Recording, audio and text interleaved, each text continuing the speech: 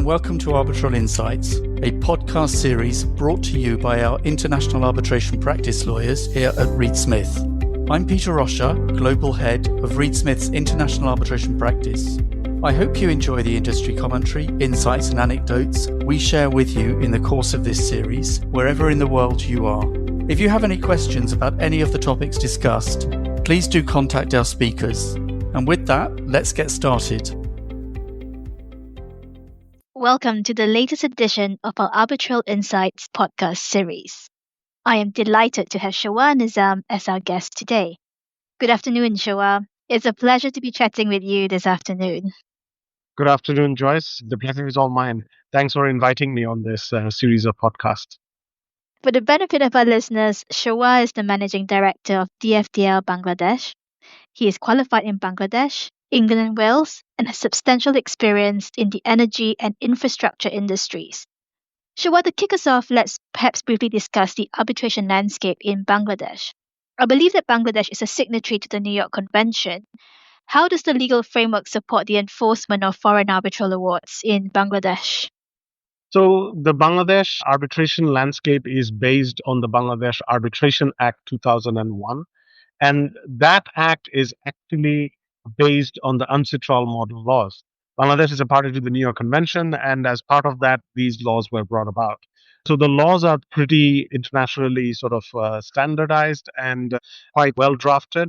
And the implementation of it has also evolved for the betterment of arbitration awards enforcement in Bangladesh over the years. It's basically something that is gaining more and more popularity and it's becoming more and more acceptable. Thank you, Shahwar. That's really positive to hear. Based on your experience, what are the most common seats for the foreign awards which you are seeing coming to be enforced and recognized in Bangladesh? So the most common seat for across the board is actually SIAC.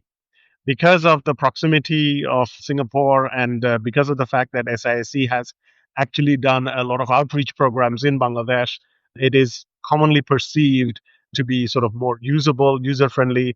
And so Singapore has done a pretty good job in sort of showcasing itself as a neutral venue. From a cost perspective, it's closer to Bangladesh than, let's say, London or anywhere else. And now, I mean, it's more difficult to get to Hong Kong than Singapore. So, SIAC has taken the pole position in terms of the popularity of all the arbitration venues. But having said that, for a lot of the government contracts, we see ICSID arbitrations. You have the trade association arbitrations as well, like the London Sugar Association. For shipping, we see a lot of LMA arbitration. We see for cotton and textiles, we see the Liverpool Cotton Association arbitrations. We see the FOSFA arbitrations as well. And also in any event, HKAIC, in the Hong Kong Arbitration Center, historically has been quite prominent as well. So we still see some of that, especially with Chinese parties on the other side. And also ICC Paris, ICC London. I mean, all of these are quite sort of prominent for arbitration involving Bangladesh. All right, that's really interesting. Well, let's now turn to enforcement. As you know, it's common for arbitral tribunals to issue interim awards and orders, for example, to preserve assets and evidence. Are such awards and orders enforceable in Bangladesh under the New York Convention? Yes, they are directly enforceable. By directly enforceable, I mean an arbitration award from a foreign arbitration, as long as it falls under the scope of the Arbitration Act as an international arbitration award, it is given the same legal status as a decree of a court in Bangladesh. So, just like enforcement of any decree of a court in Bangladesh, the arbitration award can also be enforced through the courts in Bangladesh. And there are specific courts through which the arbitration awards are sort of enforced. So, there are certain procedural aspects that you have to qualify for in sort of enforcement. But once you go through and file the enforcement proceedings, the arbitration awards can be enforced through those. Okay. On a related note, can Bangladeshi courts issue orders such as injunctions or asset preservation orders in support of foreign-seated arbitrations? Yeah, so for foreign seated arbitrations, while arbitrations are initiated or ongoing, parties in Bangladesh can apply for interim orders, directions, asset preservation orders, or all of those things under a special provision called Section 7A of the Arbitration Act 2001. That gives quite wide discretionary powers to the court, to the High Court, to consider applications in support of the arbitration that is taking place outside Bangladesh. And also, if there is an interim order made in the arbitration tribunal itself, while there is a separate section that gives the legal status of those arbitrations as if there are interim orders of the tribunal themselves, to support those directions or orders, parties can also use the Section 7A route to apply to the court to sort of give force to those orders if they are anticipating a contempt or breach of those interim orders given by the tribunal. It's great to hear that the Bangladeshi courts are so supportive of arbitration and the parties arbitrating. So, moving on to final awards, then, could you please share a brief overview of the process for seeking recognition and enforcement of foreign awards in Bangladesh? How long does this process normally take? And is there a deadline for parties to enforce foreign awards in Bangladesh? So usually it takes 2 to 3 years. The way it works, as I mentioned, that arbitration awards treated as if they are decree of the local courts. And the way it works is that the arbitration award has to be received in Bangladesh, notarized and consularized, which means that if it is a foreign arbitration, the award has to be taken to the Bangladesh High Commission or the embassy of that country, get it attested by that High Commission, and then sent to Bangladesh, and along with other documents submitted to the court, and then the proceedings start. And it usually takes 2 to 3 years for the enforcement to take place because Bangladesh has a lot of due process safeguards built in the civil code of civil procedure. So that's why it usually takes a bit of time. I see. And is there a right of appeal to a decision of the court to enforce or to not enforce an arbitral award? Yes, I mean that's actually something that we have to face with, or that's something that creates problems and delays. I mean, while we have seen a lot of the appellate courts or the superior court judgment that gives enforcement of international arbitration awards sort of priority, or they recognize the arbitration agreement and the arbitration award and gives direction for enforcement, in the lower courts, as I mentioned, because there are a lot of due process safeguards built in the Code of Civil Procedure, parties usually file a lot of different types of application challenging the arbitral award themselves or challenge the procedural aspects of it and all these other things that sort of create a lot of delays. But what we have seen is that ultimately the appellate courts usually are quite stern in sort of upholding the sanctity of the arbitration awards and the Arbitration Act. And how long would an appeal process typically take? Because you mentioned earlier 2 to 3 years for recognition and enforcement. So if you add in an appeal process, how long are we looking at? I mean, that's like a very difficult question to answer because, as I said, you have the High Court process to go through, you have the appellate division to go through, and in Bangladesh already the courts are overburdened with cases. We don't have enough courts or enough judges to look after the cases. So, I mean, it can get dragged up to 5 to 6 years. Okay. Okay. And just from your experience, do parties tend to fight it all the way to the end, or do parties tend to settle or reach an amicable resolution of the issue before? I mean, we have seen both. We have seen in some instances parties going all the way, but in many instances, parties usually try to use these proceedings to settle, to negotiate. Just going back then to the challenges which parties can make, what grounds do parties tend to rely on when trying to challenge the recognition and enforcement of foreign awards in Bangladesh? So the Bangladeshi Arbitration Act, as I mentioned, it's based on the ancestral model law. So it has the usual sort of exceptions or grounds under which the arbitration award can be challenged. What we see is that in Bangladesh, in some instances, these are interpreted very widely. For example, the public policy or the national interest, right? I mean, these are the two grounds that we see used most commonly. And in certain instances, we see them being interpreted very, very widely.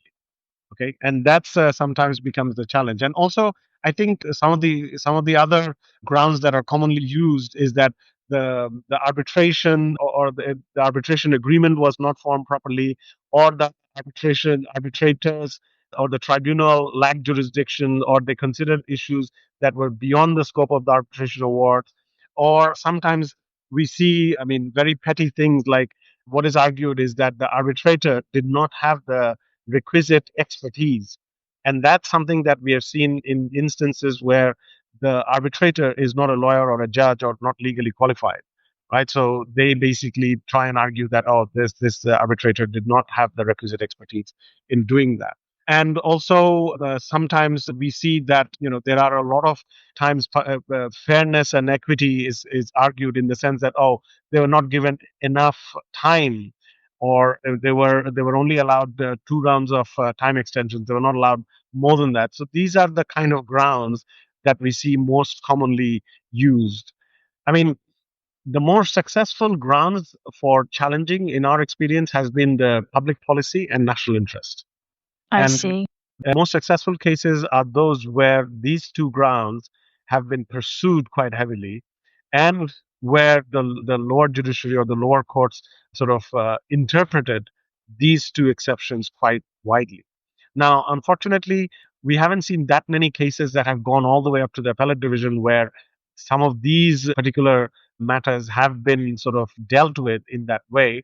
But in most instances, we see that the superior courts, the appellate division, are quite pro enforcement. That's great to hear. Bearing in mind what you've just said, Shahwar, is there anything which foreign parties and tribunals can or should do to maximize their chances of a successful enforcement in Bangladesh? Yeah, I mean, I think there are, firstly, when during the contracting stage, parties should have very clear arbitration agreements, right? Parties should have very clear clauses that stipulates the venue, the formation of the tribunal, and the seat. I mean, all these points should be quite clearly stated out, and that is why some arbitration seats like SISE are becoming more popular, because you have the standard clauses that can be used and that are very clear, right? So Yeah. so that's like the first thing that we always advise, to have the very clear sort of language in terms of the arbitration clauses, and also as to what would be the subject of the arbitration. Going back, governing laws, the law of the arbitrations, and all of these things should be very clearly spelled out. What procedural rules they would follow for the arbitration, all of those things should be clearly spelled out. Because in some instances, you have seen arguments arising out of the procedural rules that are being used because they were not spelled out in the arbitration clause. Okay, and those kind of things can become problematic at the enforcement stage. And during the proceeding stage, I mean, it's a sort of standard common knowledge. I mean, if there are sort of Bangladesh law aspect, if it is a foreign arbitration, if there are Bangladesh law aspects to it, then you have good sort of solid Bangladesh law experts, Bangladesh law opinions, and all of these things, because those things sometimes create big problems. Because you see, opinions may vary between practitioners, right? So it would be advisable to have sort of clear cut opinions, clear cut analysis of laws and opinions from Bangladeshi practitioners that should not be brought into question at a later stage, right? So that's one aspect where we have seen things go sideways. Also, parties should consider using the Section 7A provision for interim Mm. or asset preservation orders, injunctions, and other things while the arbitration is ongoing, to make sure that there is something left at the end of the proceedings for the enforcement to bite on. Okay, and then once the award is received, just bring it back to Bangladesh as soon as possible for enforcement. Because there is delays in the backlogs and a lack of sort of enough courts and other things can be delayed. So my suggestion is to bring it as soon as possible to Bangladesh. That's really helpful, Shahwar. So my takeaway is, firstly, have clear contracts. Secondly, get Bangladesh law advice at an early stage during proceedings. Thirdly, if there are assets in Bangladesh, then look to try and preserve it under Section 7A. And then once you get the award, go as soon as possible to Bangladesh for enforcement. Yes. That's really handy tip. Okay, so two final questions for you, Shahwar. What recent trends are you seeing in Bangladesh-related international arbitrations? And secondly, what trends do you expect to see in the next kind of 2 to 3 years? Okay, the first thing that we see is that arbitration is becoming more and more popular. Okay, especially for cross-border matters, cross-border contracts, government contracts, and even private contracts that involve multiple parties. People are becoming more and more open to arbitration, and people are becoming more familiar with arbitration and familiar with international arbitration. And they're getting more and more comfortable with international arbitration. So much so that we see a lot of the template government contracts. For example, for all of the energy and power related contracts, arbitration clauses have become standardized. I mean, initially we saw sort of a lot of English law governed contracts with ICC or SIC arbitration. Now we see the government suggesting bifurcated arbitration clauses where you have the Mm. foreign arbitration part for anything beyond a certain value, but the smaller value matters to be resolved in local arbitration in the Bangladesh International Arbitration Center. So that is a clear indication that even the government wants to promote arbitration. And we Mhm. are a lot of the other government bodies, I mean, not just the Power and Energy Ministry, a lot of the other government bodies are having sort of arbitration or similar proceedings within their framework to facilitate sort of arbitration and alternative dispute resolution mechanism. I mean, we see for a lot of the construction contracts, all the government concession contracts, all the government purchase contracts for commodities, for equipment, for other things. We see a lot of the maritime related contracts. I mean, almost all of the government related contracts are now quite, it's quite common to see arbitration clauses in them. For private contracts also, if it is cross-border, we see that. Even though the government and BIAC, the Bangladesh Arbitration Center, is trying to promote arbitration for local to local contracts, that's something that I think is yet in the development stage. But the Mm. trend is that it is becoming more and more acceptable, a Yeah. form of dispute resolution, and even mediation in some respects is becoming more and more sort of common and acceptable. I mean, recently I was talking to the head of the arbitration center in Bangladesh, and he was suggesting that we work together to do sort of like an outreach program across the country so that, Yeah. not just in the capital, but in other places for business, people choose arbitration as a method of dispute resolution. So that's, I think, that's the trend, and I think the development that we will see going forward. Oh, that's really interesting to hear. And I'm looking forward to seeing arbitration becoming more and more popular in Bangladesh for sure. Shawat, thank you so much for joining me on this podcast. I've learned a lot, and I'm sure our listeners will agree. Well, thank you very much for inviting me. Take care. Arbitral Insights is a Reed Smith production. Our producers are Ali McCardle and Shannon Ryan. For more information about Reed Smith's global international arbitration practice, email arbitralinsights@reedsmith.com. To learn about the Reed Smith Arbitration Pricing Calculator, a first-of-its-kind mobile app that forecasts the cost of arbitration around the world, search Arbitration Pricing Calculator on reedsmith.com or download for free through the Apple and Google Play app stores. You can find our podcast on podcast streaming platforms, reedsmith.com, and our social media accounts at reedsmithllp. This podcast is provided for educational purposes. It does not constitute legal advice and is not intended to establish an attorney-client relationship, nor is it intended to suggest or establish standards of care applicable to particular lawyers in any given situation. Prior results do not guarantee a similar outcome. Any views, opinions, or comments made by any external guest speaker are not to be attributed to Reed Smith LLP or its individual lawyers. All rights reserved.